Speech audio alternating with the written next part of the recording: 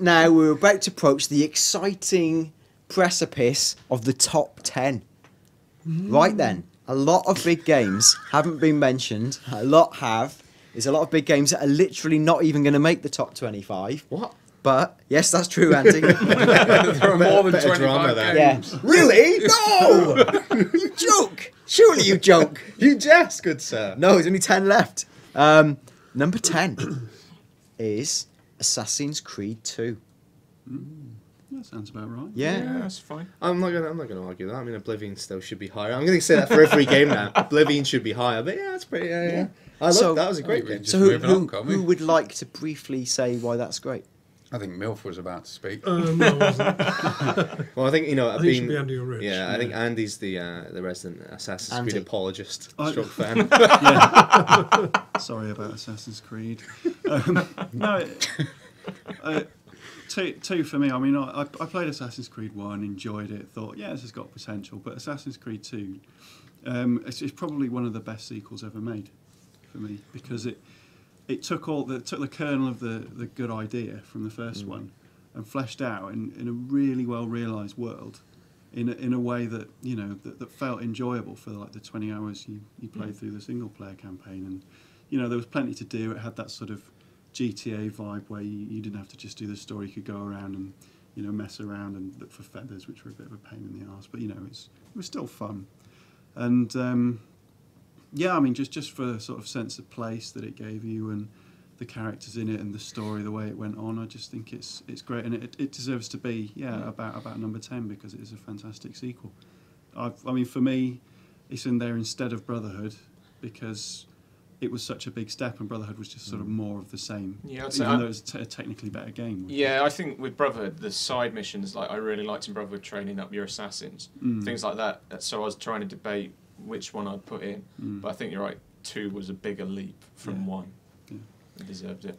I mean, I can only introduce balance in the most futile and simplistic way possible. Dan, what did you think?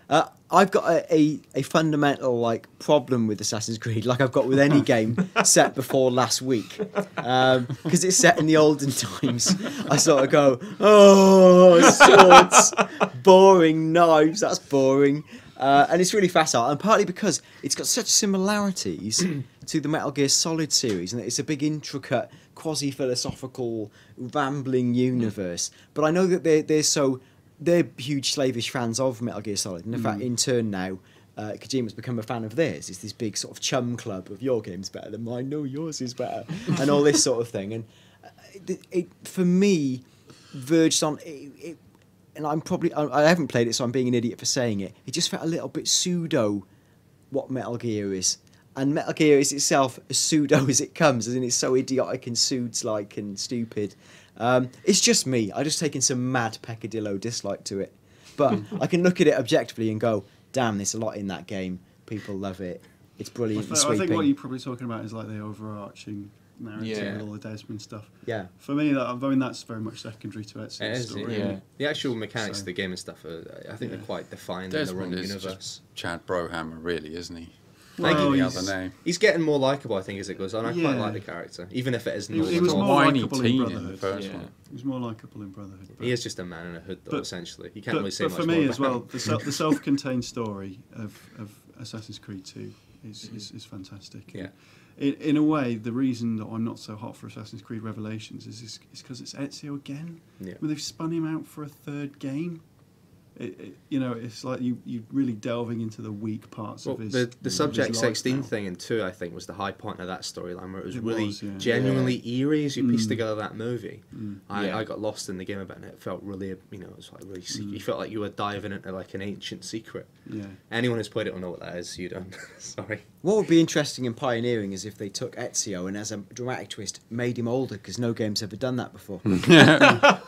Perhaps you could start with Ezio and then If he had have a to play an plasma annoying effect cyborg man instead. That'd be amazing. As I've always said, I'd have set the next Prince of Persia in like space New York With a plasma cannon with and- gangs and Uzis and things. I remember your pitch. That's why I don't make games, Yeah. and especially the Prince of Persia games. Yeah, Assassin's Creed 2, a worthy entry at number 10. Number 9, another diabolical game from the frankly rubbish Rockstar, Red Dead Redemption. Yes! I am alone and, of course, joking. This game is absolutely universally adored. I'm replaying Red Dead this very second at home. I finished it when it first you're came not. out. I finished it when it first That's all I deserve. I finished it when it first came out, as we all did. And me and Andy must have sunk 50 Yeah. or so hours in it. And Quite a I'm lot of time replaying it into now. it. Still amazing. Still one of the most beguiling, organic feeling worlds and games. Like, it feels utterly rich and alive. I know we've been saying that a lot, but there's something about the sort of plains and deserts of that place that feels... It's a sense of place and the people in it. Yeah. It's very similar to Assassin's Creed in that respect. Like in terms of its appeal for me, I it's totally just agree. a very, very defined world that is. It's not fun in the sense of you going around and shooting pedestrians with an Uzi. It's just fun to sort of wander around on your horse. Yeah, it's a feeling of being in a different time period. And it's also, in a way, one of the most similar to Oblivion games in the sense of it's this big map, you can go where you want, and it's got the survivalist, picking plants and hunting animals. The hunting system is fantastic. It feels like an RPG. It's Yeah, a it does. CRPG, a cowboy RPG. What's brilliant is that I don't need to make my counter argument anymore because every game you like it for are the games I don't like. So Just refer people to previous arguments. Yeah, Well, it's also very slow. Like I am noticing that more. That I know how long I've got left. I've been playing it for 10 hours this replay, and I'm still in New Austin. I still haven't found the first guy you're supposed to hunt down. And I think Very slow. the story's good, and the ending for me was satisfying in a way that LA Noir's ending Yeah. was not satisfying. absolutely. And the little secret ending it after felt the ending. like- It felt like the guys who'd made LA Noir had played Red Dead Redemption and thought, we have to have something different at the end of our game Yeah. because we're making a Rockstar game. right. Whereas it worked for Red Dead, it didn't work for LA Noir, Yeah. in my opinion. Amazing ending. Evocative. Thinking about it now.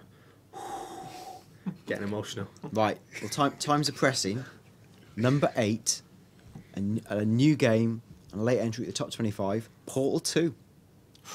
Yeah. Just deservedly Glad it's in so. the top 10. Yeah. Deservedly so. Anyone want to quickly say why it's brilliant? Just is.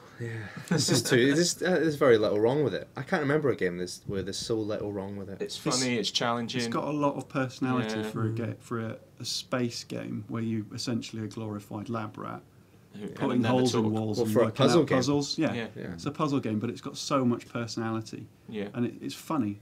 It's funny in a way other games strive to be. It's got a great mythology rarely behind it. achieve. If you want to delve deeper, it's got Yeah. one of the richest backstories of games, and it ties in with Half-Life and Great but online Valve as is just well. co-op play. And It's it makes you amazing. feel clever, doesn't it? Yeah. Through really, Yeah. really Makes you feel clever dumb, level and design. then when it Yeah. clicks, Yeah. you feel clever. It makes you feel like a genius one minute, an absolute dolt the next. I mean, even in the later bits, which I won't spoil it because I know you just started playing, Yeah, haven't you? yeah.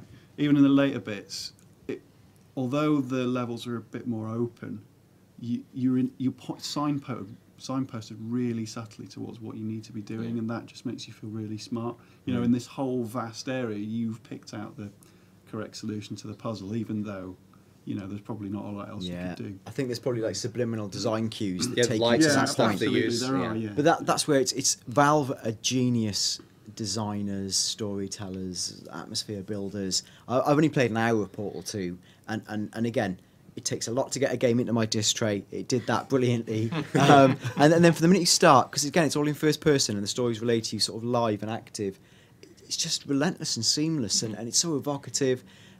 And you're just in that world and you're living it. And you don't actually do much mechanically at the start, but it's still brilliant. And it's funny. It's actually funny. It's naturally funny. It's not like, hey, paid actor, in this case Stephen Merchant, say the funny line there. It almost feels like he's narrating it live over the internet to you. Like, it's very naturalistic. It always felt like with him that they gave him the situation and a sort of basis for the lines, but then a lot of it feels kind of ad-libbed. Or It does, yeah, it does. And when yeah. you read interviews with Merchant, that's the genius of it. It's all most of his lines are completely to script. Really? And he just by his delivery and the quality of the script, it sounds ad-libbed. So that's another layer of genius on it. The fact that it is all written like that, and that is how good at telling a story and creating a character. And he's not even a character. He's a mechanical ball, Yeah. and yet it has a tiny little metal sphere, voiced by Stephen Merchant, has more personality than a galaxy of FPS heroes. And again, obviously, a game where it's not about shooting or killing, it's about essentially solving puzzles with a dual portal blasting gun which creates holes in walls. And it sounds, part of me when I first approached it was like with the first game, oh, it's going to be one of those awful clever games that all the clever games journalists like, and I'm going to be really irritated by how clever and smug it is and all that.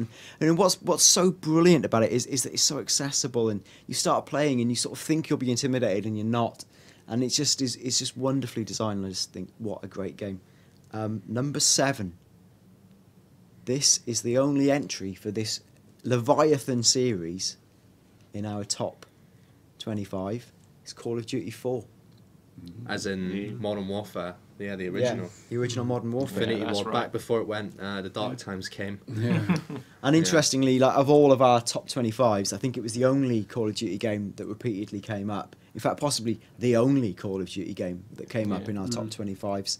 Why do I think it's brilliant? Because in single player alone, it dared to be different and subverted all traditional cliches of what a single player campaign should be, which goes from things like the Shock Jackson nuclear bomb death scene, where no game ever is like you have control of a character. Well, maybe not really that many games where it's utterly futile, and you control him in his dying throes. You rescue that helicopter pilot, you absolutely bust your balls trying to save this pilot. And when you do... Yeah. And you've played the game Bang. for 20, 30 minutes to that point to be shown that it's useless. And as an exercise in saying, hey, hey players, isn't war futile? It was incredibly effective in a way that usually a game will do a really procedural, I'm an invincible robot man shooting through targets, and then a cutscene will say, war is terrible. Yeah. then you Now go, enjoy Nietzsche these or headshots. Yeah, and that is terrible. And then you think, well, this actually, by making me live through it, got that point more evocatively across. Purely design-wise, the sniper level with Price, is it the Pripyat level? Yeah. One of the best pieces of Was that level the design. Gillies in the Gillies Mist? Gillies in the Mist. Yeah. Yeah. But then multiplayer, let's not forget Yeah. the thing that changed. I mean, it did so many things we now take for granted in shooters first. Yeah. Like the intro where you were the president of that country or whatever you was, yeah. lined up to Yeah. be shot on TV. That was the first time anyone had done that. It's the first time anyone had done one of those AC 130 levels or whatever they are in the Yeah. plane. I mean, that's been copied so many times now. And yeah, like you were about to say in the multiplayer, I mean, it just Changed It everything. still feels like the benchmark. it changed everything for I think that sort of brand of multiplayer. Before they started confusing the multiplayer and the new ones, I feel with tons of new content, I think I think they Modern just Warfare is still. overcomplicated it. Yeah, it was really it had a real purity to it, and that's why thousands of people still play Call of Duty 4 now. There's a reason it's the biggest game in the world, bar maybe World of Warcraft or whatever. That multiplayer transformed the way we play online, and just so addictive and Moorish. And the invention, the way they did the XP system and the leveling up, just sucked people into online play like never before. Steve, you had something to say about it earlier. Did you want to share that? Only that perhaps video games, you were saying it was unusual that your character just died and it was futile. Yeah. That thing that blew up and everything went black, and I didn't actually realise I'd died. I found it quite confusing that because I was switching between characters, and I thought perhaps we'll go back to that later on and I'll crawl out of the rubble. It kind of didn't really strike me as much as it struck other people, perhaps, because perhaps I'm just so used to being in certain norms. You were like, oh, we'll see him later. It'll be fine. Yeah, but plus I didn't really care. Just a They'll scratch. bandage Just him got a up. bit of a red It's face. just a wrist and a hand. Anyway, I didn't really care. Well, you to do. be You honest. crawl out of the wreckage, and then it gives you control back very briefly, doesn't it? Yeah. And then you crawl out, and then it fades to black again as you hear like the echoing laughter of children in the nuclear rubble, and then he dies. Or well, it fades to Stupid black. nuclear children. Because in the climatic bit of that, he looks up finally, and then you realise, hey, even if I could crawl down the street, now my body's full of radiation. Yeah. Everything for miles around is burning and destroyed. It's futile. And I thought that was good. Good game. Genuinely brilliant game. Yeah. Number 6. Again, part of a series, but we've semi-contentiously gone for what might in some ways be the inferior one. Dead Space.